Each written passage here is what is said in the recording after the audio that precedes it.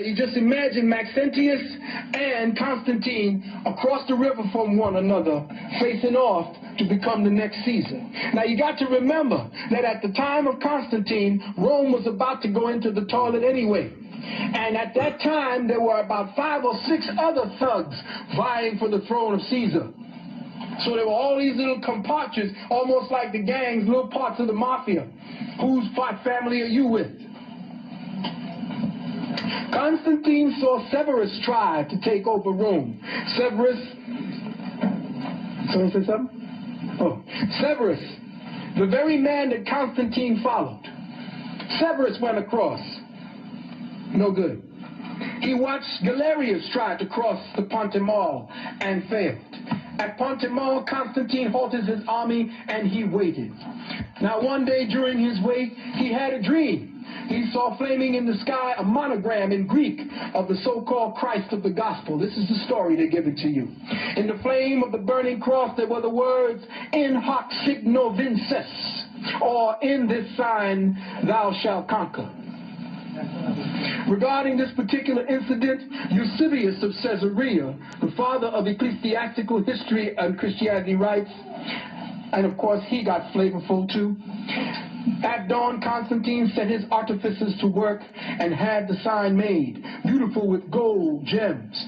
The Romans now call the sign the labarum. It was in the following form: a long spear. The spear of destiny is what the Illuminati during the time. Now this particular spear that Constantine made became the spear of destiny. The spear of destiny is what Hitler was looking for. When he began going across the Rhine trying to destroy he was actually looking for the spear of destiny for the Pope. Because the Pope said that he would support Hitler if all the countries he conquered became Catholic. They shook hands over it and said, okay.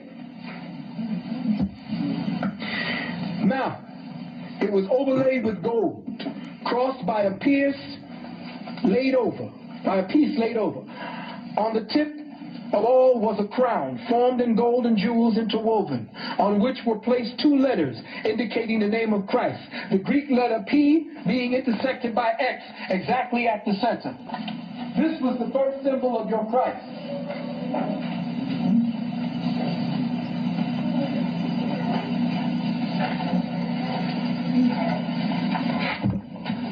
That is the sign that Constantine took into battle to conquer.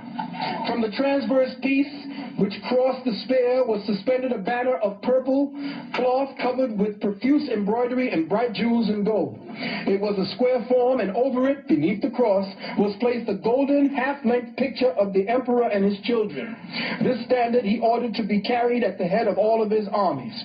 This was quoted from a book called The Council of Nicaea by A.W. Dudley. Now you're going to get a lot of names of books, because I made sure that you could go and find out for yourself.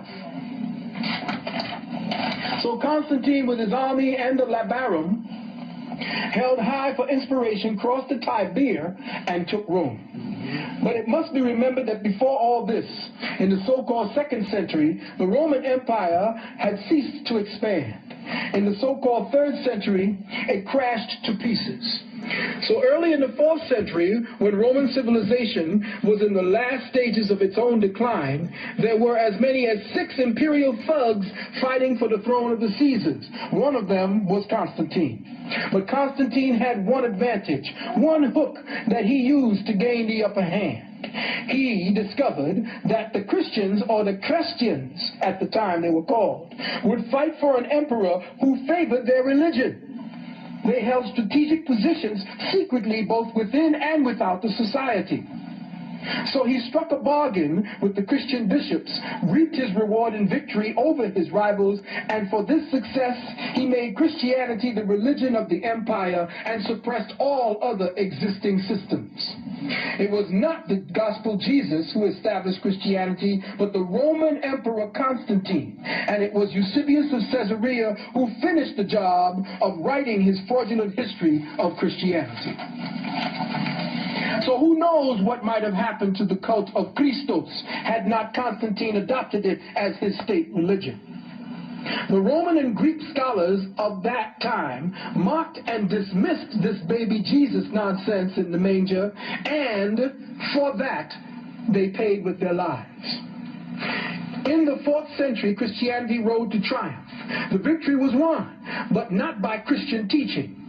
It was won by bloody swords and religious wars that continued to disembowel Europe over the next 1600 years.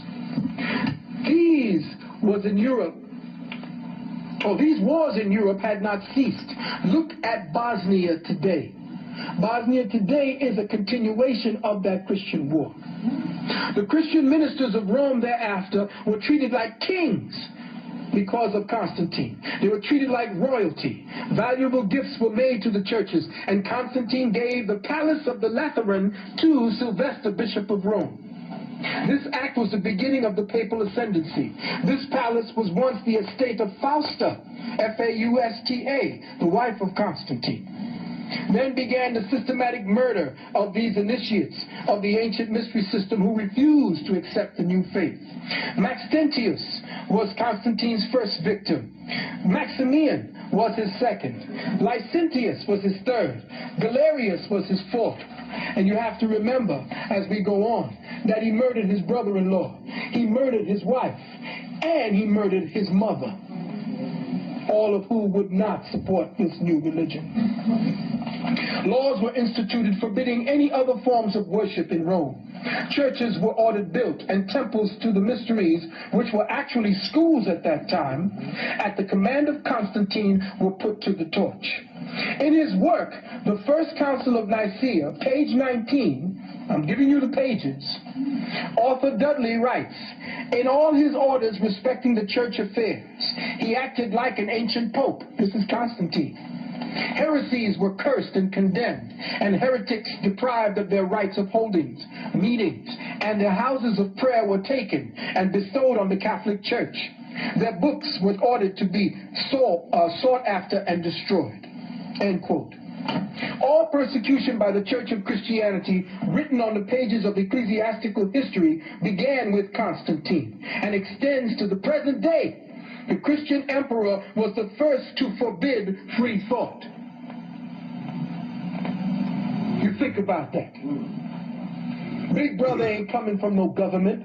Big Brother has been with us for the last 2,000 years. In a group of writings called the Hibbert